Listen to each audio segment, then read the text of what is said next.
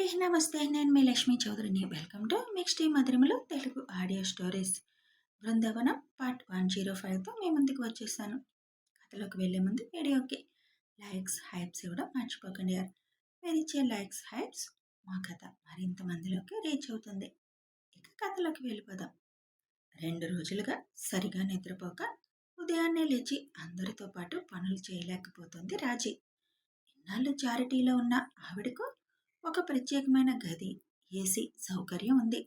పని చేసే అవసరం లేకుండా సమయానికి అన్ని కడుపులోకి వెళ్ళిపోతూ ఉండేవి. తనదే చారిటీ అన్నట్లుగా పెత్తనం చెలాయించేది రాజీ. కానీ ఇక్కడ అందరి మధ్యలో పడుకోవడం తనకి నచ్చడం లేదు. అసలు ఇమడలేకపోతుంది. అలవాటు లేని పనులు చేయలేక ఒళ్ళు నొప్పులతో సాయంత్రం అయ్యేసరికి అడ్డంగా పడిపోతుంది మంచానికి. 2 రోజులు చిన్న చిన్న పనులు చేసేసరికి జ్వరం స్టార్ట్ అయింది. ఇంత వయసు వచ్చింది, పనులు చేయలేకపోతున్నావు, ఇన్నాళ్ళు ఏ రాజభోగాలు అనుభవించొచ్చావు అని వేటకారంగా అడుగుతారు తనతో పాటు ఉండే మిగిలిన వాళ్ళు. శివ్ వాళ్ళ పేరు కూడా ఎక్కడా చెప్పొద్దనడంతో రాజీ నోరు తెరిచి తను ఎవరో కూడా చెప్పే స్థితిలో లేదు. ఇన్నాళ్ళు అందరినీ తను వెక్కిరించేది, చిన్న చూపు చూసేది, అందరినీ వెటకారించేది. ఇప్పుడు అదే స్థితి తనకొచ్చింది. చిన్న నొప్పి వస్తే హాస్పిటల్లో టెస్టులంటూ పరిగెత్తేది. ఇప్పుడు 104 జ్వరం ఉన్నా కనీసం కాలు కదపడానికి లేదు. ఎవరో డాక్టర్ వచ్చి చూసి టాబ్లెట్స్ ఇచ్చి వెళ్ళిపోతాడు. ఇప్పుడు మొదటి నుంచి జరిగినవన్నీ గుర్తు రావడం మొదలవుతుంది రాజీకి. కొంచెం బాగోకపోయినా విజయ గారు వాళ్ళు తనని ఎలా చూసుకునేవాళ్ళు గుర్తు రాగానే మొదటిసారి కళ్ళల్లో చిన్నగా నీళ్లు తిరుగుతాయి. ఇప్పుడొచ్చినా ఇక ప్రయోజనం లేదు. ఇక తన జీవితంలో ఆ ఇంటి గడప తొక్కే అవకాశం అయితే లేదు. చేతులారా చేసుకున్న తప్పులకి అనుభవించాలి, తప్పదు. ఇప్పుడు రాజీ పరిస్థితి కూడా అదే. ఉదయాన్నే 8 అవుతుండగా, అమ్మాయిషు లేపాల్సింది అన్వేష్ వాళ్ళని, ప్రయాణం ఉంది కదా మళ్ళీ అని చెబుతారు విజయ గారు. ఐషు అన్వేష్కి ఫోన్ చేస్తుంది. ఎప్పుడో తెల్లారుజామున అలిసి సొలసి పడుకున్న ఇద్దరు మంచి నిద్రలో ఉంటారు. ఫోన్ సౌండ్కి మెలకు వస్తుంది అన్వేష్కి. ఫోన్ అందుకుందామని చూసేసరికి తన గుండెల మీద తల పెట్టుకొని నిద్రపోతున్న అమృతని చూసి చిన్నగా నవ్వుకుంటూ తనను అలాగే పట్టుకొని నెమ్మదిగా జరుగుతాడు పక్కకు. చేతికి ఫోన్ అందగానే ఫోన్ చూసిన అన్వేష్కి ఐషు నుంచి ఫోన్ కావడంతో లేపడానికి చేశారని టైం చూస్తాడు. వెంటనే ఫోన్ లిఫ్ట్ చేసి, ఒక హాఫ్ అన్ అవర్లో కిందుంటాం వదినా అని చెప్పి ఫోన్ కట్ చేస్తాడు అన్వేష్. ఫోన్ పక్కన పెట్టి గాఢ నిద్రలో ఉన్న అమృతని లేపాలి అని అనిపించకపోయినా టైం అవుతుంది కాబట్టి అమృత నుదురు మీద ముద్దు పెట్టి, అమ్మో టైం అయింది లేవరా అని చిన్నగా అంటాడు. కాసేపు పడుకుంటాను విష్, చాలా నిద్ర వస్తుంది అని అంటూ అన్వేష్ని ఇంకా గట్టిగా హత్తుకుంటూ పడుకుంటుంది. ఓయ్, నువ్వు ఇప్పుడు ఇలా దగ్గరికి వస్తే మళ్ళీ మొదలు పెట్టాల్సి వస్తుంది. అప్పుడు మన ప్రయాణం క్యాన్సిల్ చేసుకోవాల్సి వస్తుంది. నీ ఇష్టం మరి అని అమృత చెవి దగ్గర మత్తుగా అంటూ చెవిని చిన్నగా బయట చేస్తాడు. ప్రయాణం క్యాన్సిల్ అనగానే ఒక్క ఉదుటను కళ్ళు తెరిచి, టైం ఎంతైంది అని అడుగుతుంది. 8:30 అవుతుంది. టక్కున లేచి కూర్చొని మళ్ళీ వెంటనే స్ప్రింగ్లా పడుకొని బెడ్షీట్ ఒంటి నిండా కప్పుకుంటుంది. అన్వేష్ కొంటిగా నవ్వుతూ, మళ్ళీ పడుకున్నావేంటి, లే అమ్మో అంటాడు. ముందు మీరు లేవండి, మీరు వెళ్ళి ఫ్రెష్ అవ్వండి, నేను తర్వాత అవుతాను అని అంటుంది అమృత. నాదేముందమ్మో, ఇలా వెళ్ళి అలా వచ్చేస్తాను. నువ్వే స్నానం చేయాలి, నీ తలారాలి, చాలా టైం పడుతుంది. కాబట్టి ముందు నువ్వు వెళ్ళు అని బ్లాంకెట్ లాగుతాడు అన్వేష్. దాన్ని గట్టిగా పట్టుకొని, ప్లీజ్ విష్ అని కళ్ళు చిన్నవిగా చేసుకొని ప్లీజింగ్గా అడుగుతుంది. నువ్వెలా అడిగినా ఫస్ట్ వెళ్ళాల్సింది నువ్వే అని అంటాడు అల్లరిగా. సరే అయితే మీరు కళ్ళు మూసుకోండి. నువ్వు వెళ్ళడానికి నేనెందుకు కళ్ళు మూసుకోవడం, లేచి వెళ్ళమ్మో.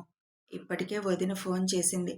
మనం ఇంకో అరగంటలో కిందకి వెళ్ళకపోతే వచ్చి తలుపులు కొడతారు కూడా.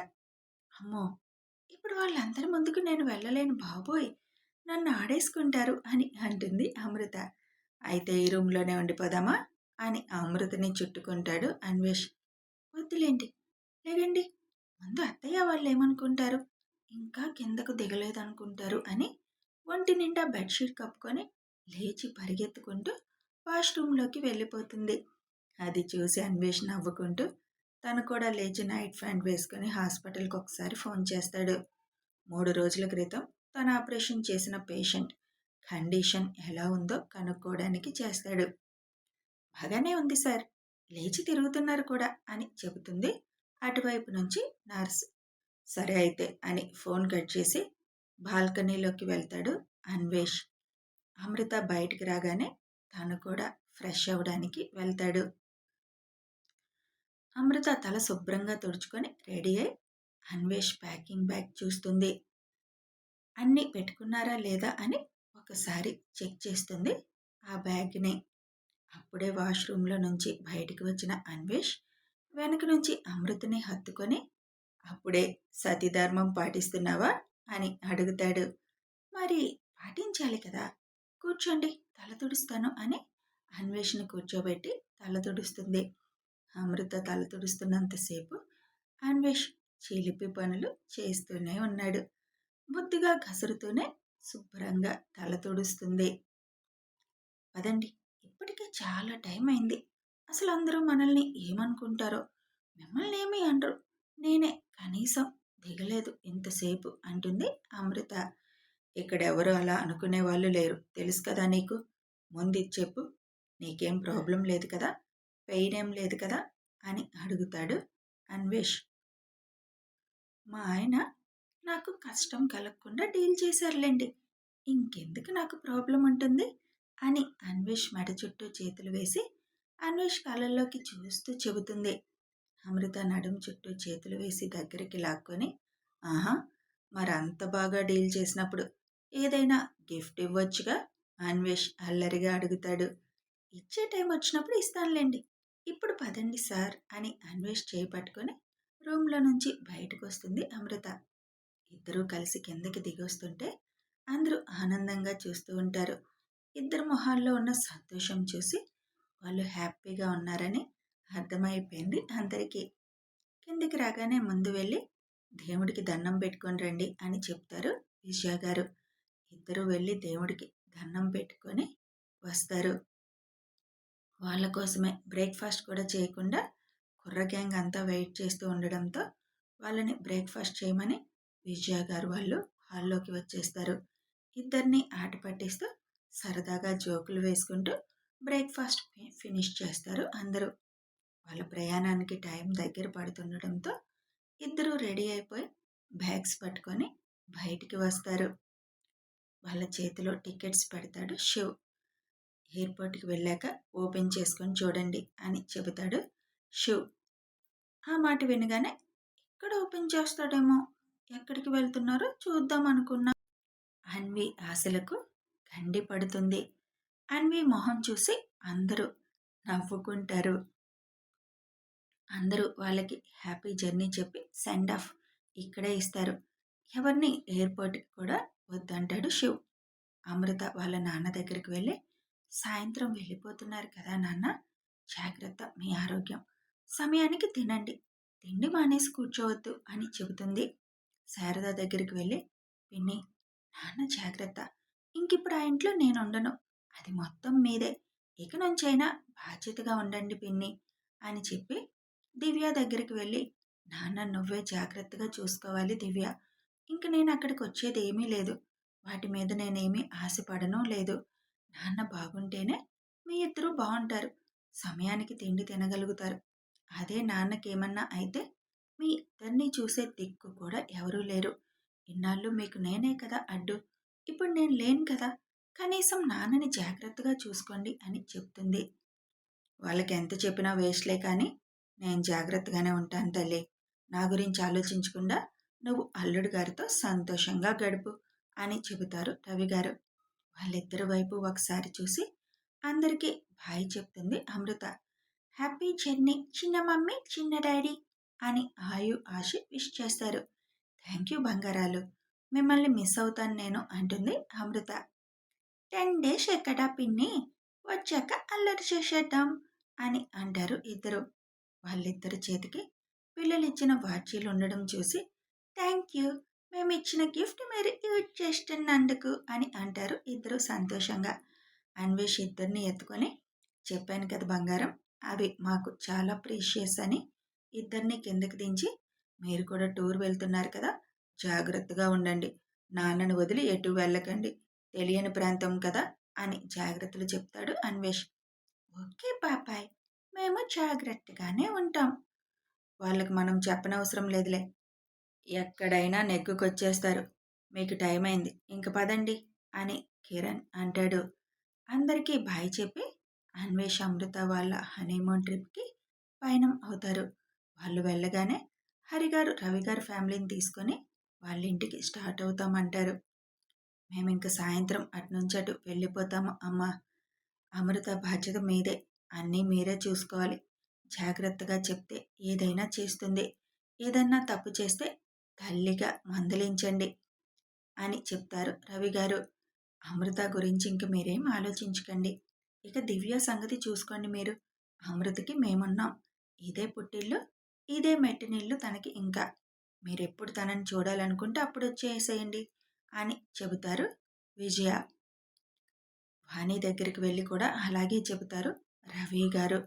అక్క మాటే నా మాట కూడా, మా అందరిది ఒకే మాట, మీరేం బాధపడకండి, అమృత గురించి ఆలోచించకండి, తను హ్యాపీగా ఉంటుంది ఇక్కడ అని చెబుతారు వాణి.